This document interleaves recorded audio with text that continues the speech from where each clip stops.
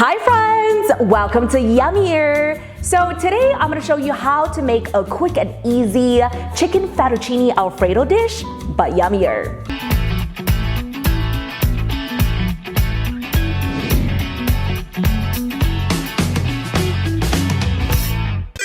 Let's make it yummier. I'm XiXi, thank you so much for watching.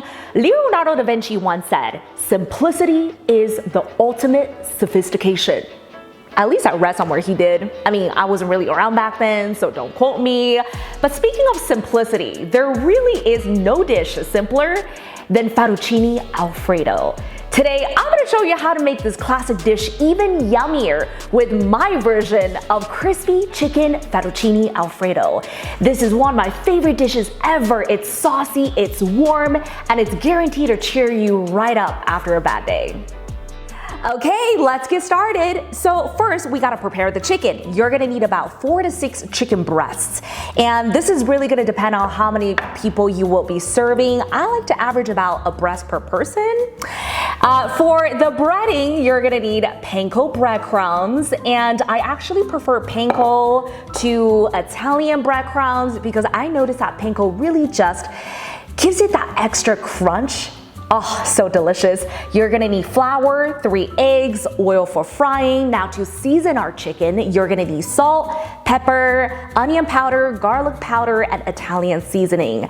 Moving on to our sauce, our delicious Alfredo sauce. You're gonna need about 2 tablespoons of butter to kick off the party, 3 cloves of minced garlic, and you'll need 2 cups of heavy whipping cream. Hey, I didn't say this was a healthy recipe, okay? I promised you it was delicious. And my secret ingredient to make everything yummier. Are you ready? You're gonna put in 2 tablespoons of vermouth. Yes, this is a secret sauce. It just makes everything that much more delicious. You're gonna finish everything with half a cup of Parmesan cheese, and don't forget your fettuccine. I'm gonna take a breast, slice it in half.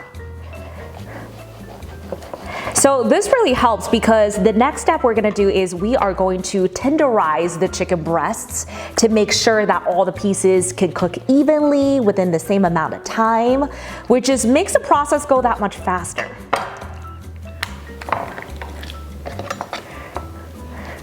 These juicy breasts are thick, thicky thick.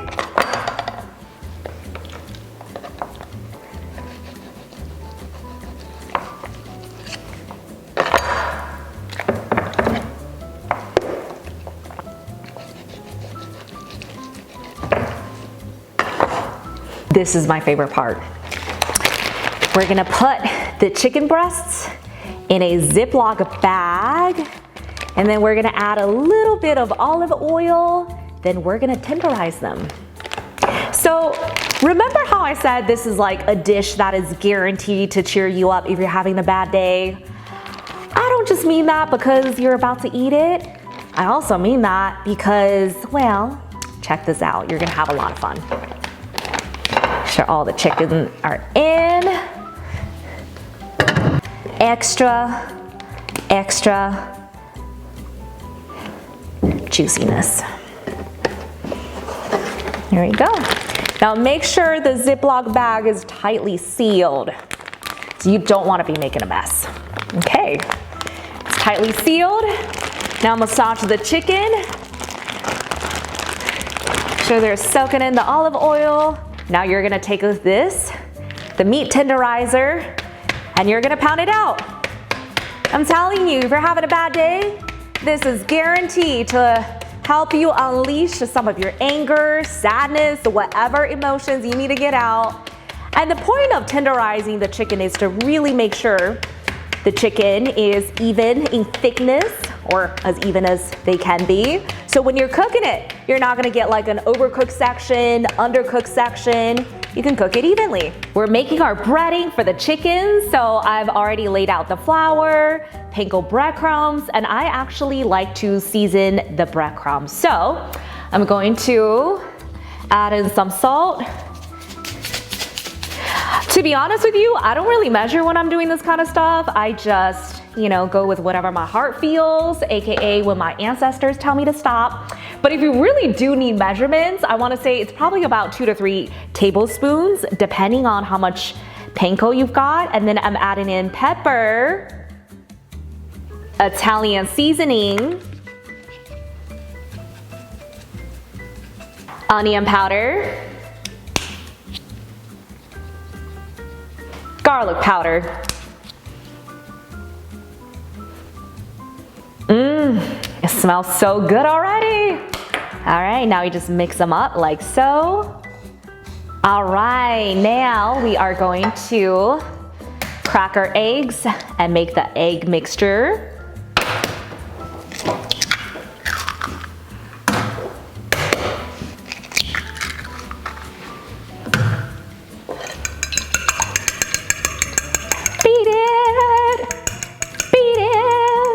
Am I the only one who sings all the time when I'm cooking? Even though I probably shouldn't be. So good. Okay, so next I'm gonna put on my pan on the stove, putting some oil, turn the heat up to medium high. When the oil is about 350 degrees, I'm gonna bread the chicken and pop it in. I laid out a little breading station, starting with the chicken, flour, eggs, panko breadcrumbs, oil, and then this is where we're gonna put the chicken after they're done cooking. Let's get started. Okay, so we're gonna take a piece and we are going to first put it in the flour. Make sure you are hitting both sides. Okay, now we're gonna shake off the excess flour. We're gonna move on to eggs. Drench both sides. Be generous. Now we are going to coat it in breadcrumbs. So if you want it to be extra crunchy, you can actually hit it again with the eggs and then the breadcrumbs again. But I'm gonna skip that today. Now we are going to put it in our oil. Wow, look at that. Hear that sizzle? Oh, it's gonna be ready in no time. Now we're gonna repeat the process for the rest of the breasts.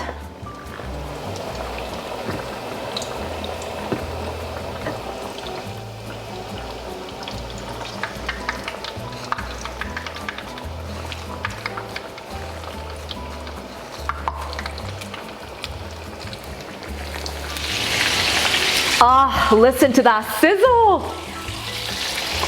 What's cool is you can actually go by eyesight on this one.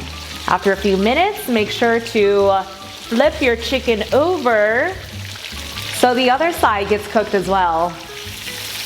Wow, look at that.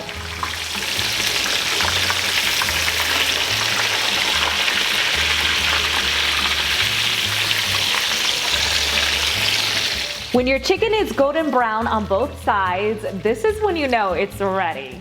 So you can just place it in the pan over here. I laid down some paper towel, so that way it's not gonna be super oily. If you want, you can always cut your chicken. Cut off a little piece to make sure it is fully cooked on the inside and there's no pink parts. Look how juicy and glorious it is. Shh, don't tell anyone.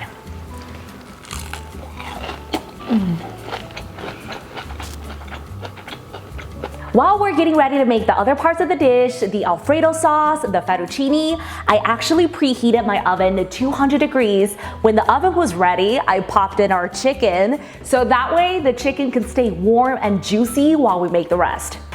I got the pan. Okay, we're gonna start making our Alfredo sauce. So first, we're gonna throw in our butter. Now we're gonna put in our minced garlic. Let that sizzle for about 25 to 30 seconds, no more than 30 because you really don't want to overcook your garlic. You don't want to burn them. Now we're gonna pour in 2 cups of heavy whipping cream. Oh my gosh, this is gonna be so delicious. Now, my secret ingredient to make everything yummier, 2 tablespoons of vermouth. Okay, don't do more than 2 because you don't want the sauce to be too liquidy.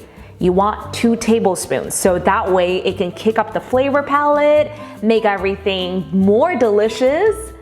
Now I'm gonna add some salt, peppers. Ooh. And don't tell my husband, but I'm gonna throw in a little chili flakes. He's gonna see the chili flakes and be like, it's too hot for me. But it's actually not. It really enriches the flavor. Now we're gonna stir it, stir it, stir it. It doesn't look like much right now, but we gotta trust the process of evaporation and let it cook for about 20 minutes. Now, I'm gonna get started on the fettuccine.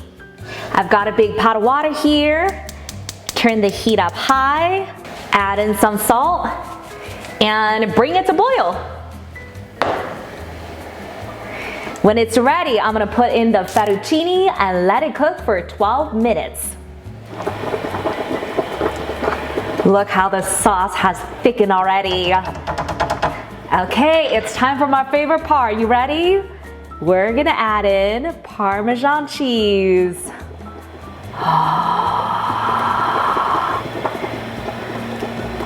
This is where the flavor is.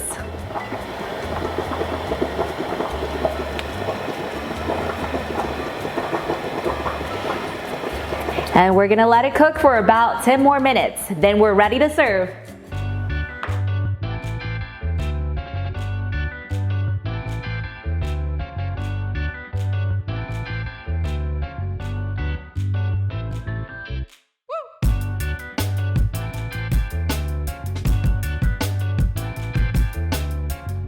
The moment I have been waiting for, it is time to dig in.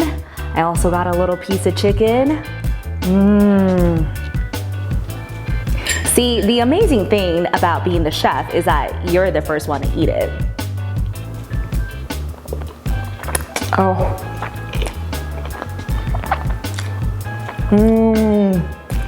Oh my gosh.